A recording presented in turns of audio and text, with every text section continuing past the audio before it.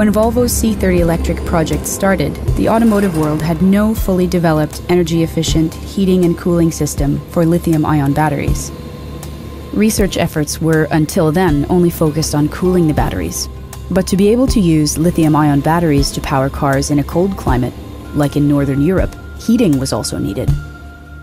The climate system must function not only while driving, but also when charging and long-term parking, in order to prevent excessively hot or cold battery temperatures, regardless of the outside temperature. At sub-zero centigrade temperatures, you lose about 30 to 40% of the driving range, using electricity to heat the battery and the cabin. So it was an easy choice for the team to decide to use the battery only for mobility.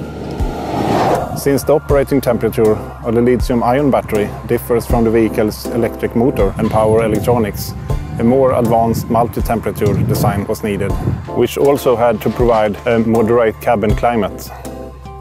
The final solution was to have 3 different climate systems for the ultimate energy optimization. One climate system to heat and cool the batteries, another one to cool the electric motor and power electronics, and yet the third one to heat and cool the passenger compartments.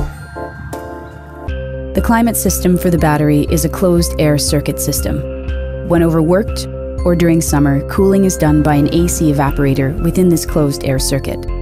In severe winters, heating is taken from the same liquid circuit as for the cabin interior system. The electric motor and power electronics are liquid-cooled.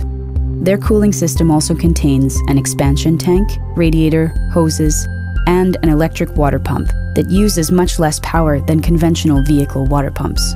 Heating the interior is extremely energy-consuming, so the vehicle has been equipped with a fuel-operated heater to kick in during severely cold weather to provide ample cabin heat. The car's tank can carry 14.5 liters of bioethanol. The AC system also removes air-carried vapor from the cabin to prevent the danger of vision obstruction by mist on the windshield.